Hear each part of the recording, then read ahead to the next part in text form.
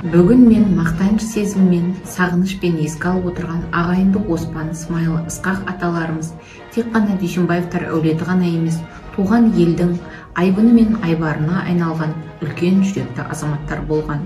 Бір үйден қос боздақ Смайыл мен Ысқақ аталарымыз соғыс басталғаннан кейін майданға аттанса, ағалары Оспан бәрі де майдан үшін, бәрі де жеңіс үшін деген ұранмен тылда еңбек етіп, жеңісті жақындатуға күш-жігерін аямаған ардақты жан.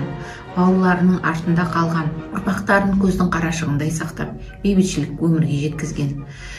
Біз ұрпақтарымыз олардың ел үшін, келешек ұрпақ үшін жасаған ерен еңбегі мен жанқияр ерлігін алдында рухтарына бас иеміз, тағзым етеміз. Ағайындылар 1933-32 жылдары Өзбекстанның Ташкент қаласындағы, Ташкент ауданындағы Көкарал елді мекеніне үдере көшіп, үлкен ашаршылықтан тірі қалған ағайындылар. Фашистер 1941 жылғы елге шабуыл жасағанда Ысқақ атамыз әскерге шақырылып, Ташкент ауданының әскери комиссариятынан Алматы қаласындағы генерал Иван Васильевич Панфиловтың жасақтаған номері 316 атқыштар дивизиясына жіберілген.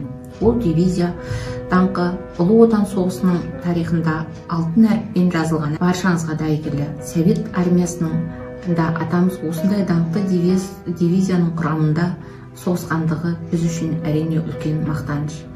Ысқақ атамыз сол 1941-1944 жылдардың 3 ақпаны қайтыс болғанға дейін осы атақты дивизия құрамында қан майданда соғысқан.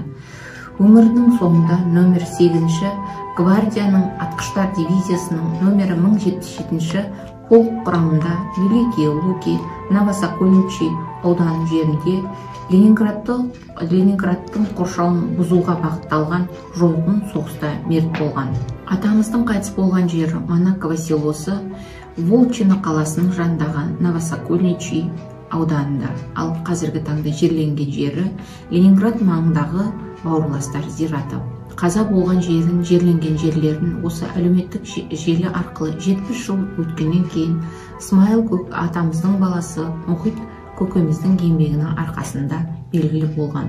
Қиян-кесті ұрыста көрсеткен ерлігі үшін бөлімше командирінің орынбасары Дүйсенбаев Ысқақ 1943-42 жылдары шайқаста немістің бір офицері мен 7 солдатын өлтіргені үшін полк командирінің 43 жылғы 5 шілдедегі номер 30 бұйрығымен ерлігі үшін медалімен наградталған. Ысқақ атамыздың туған ағасы Смайыл 1942 жылдың қазан айында әскерге шақырылып Харьков, Житомир қалаларын азат етуге қатысып, авиабомба салдарынан контузия алып 1943 жылы елге оралғаннан кейін Шел ауданы экономикалық әлеуетін көтеруде орасан еңбек еткен соғыс және еңбек ардагері. Мен бүгін ұлы жеңістің 75 жылдық мерекесі қарсаңызда біз үшін орны бөлек Оспан, Смайыл және Ысқақ аталарымыздың бейбіт күндері мен майдандағы ерлік жолдарын